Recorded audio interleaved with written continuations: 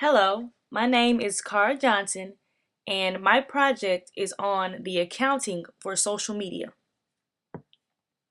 HealthSouth, Enron, WorldCom. I have been taught and tested on these companies since the beginning of my college career. These are some of the famous companies that use fraudulent accounting methods to look very lucrative on paper, while the CEO and company steal money in the background. The CEOs, accountants, and auditors of these companies were extremely smart.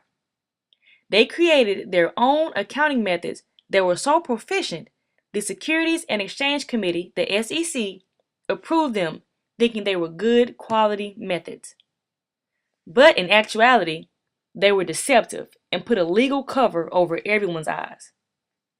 I graduated with an accounting degree here at UAB, and you best believe those companies played a huge role in my collegiate career. We now have ethics classes that are required based off of these companies to teach us what to do and what not to do in the accounting environment. Accountants that played a part in these scams were actually served jail time. And after their release, some of them have come to my classes telling us what they did and how they got caught in the web of fraudulent accounting and to please not go the route they have traveled. The SEC created the Sarbanes-Oxley Act, or SOX as we call it, to have rules in place so that these kinds of fraudulent matters don't happen again. And if a company is caught in a scam, they will be handled according to SOX. But how does fraudulent accounting transition into social media? For 26 million digital farmers working on their fields and crops on Zynga popular game Farmville, obtaining a virtual tractor, seeder, or harvester can be transformative. A make-believe tractor, for example, allows you to plow 4 plots at a time. It's the kind of productivity that laptop-bound farmers dream of. The problem is that earning enough Farmville currency to afford heavy farm equipment takes time. But like other social gaming companies, Zynga allows users to speed up the process by converting real dollars from their credit card and PayPal accounts into the Farmville currency used to buy virtual goods. A hot rod tractor, for example, costs 55 farm cash, but translate into $10 in US money.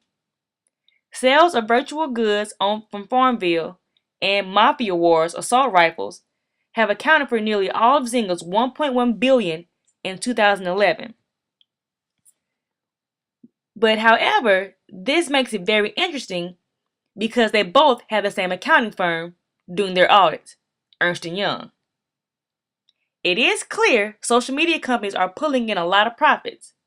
And me being an accountant made me wonder, how do they account for all these billions? They're virtual companies. They don't sell a product. However, there is such a thing called intangible asset. This is an asset that is not physical in nature. So I thought, maybe they account for businesses by deeming it an intangible asset. However, this kind of accounting is only for things such as copyrights, patents, and trademarks, and things of that nature. This means that a social media site in general would not fit. Then I thought, okay, maybe the SEC has created accounting standards on how to account for these businesses. I was sadly mistaken. Accounting literature has yet to catch up with today's technology. So what are these social media companies doing? Most of them are publicly traded, so they must be audited.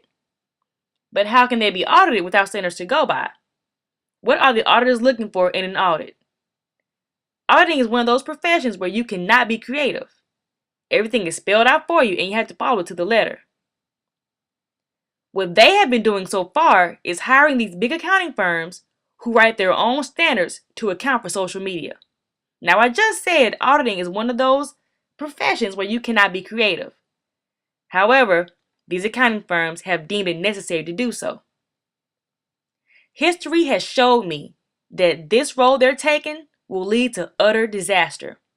When Enron didn't have accounting standards for special purpose entities, they created their own and saw where they could pile debt onto these special purpose entities, SPEs, without it being reflected on the parent company, Enron.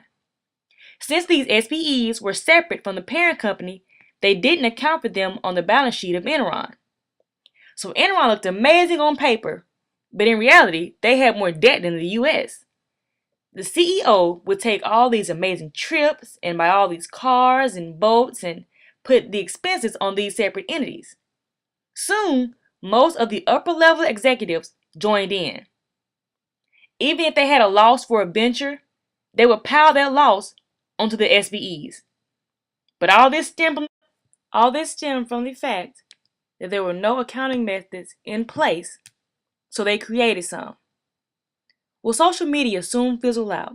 And how long can social media survive have been the two biggest questions in social media.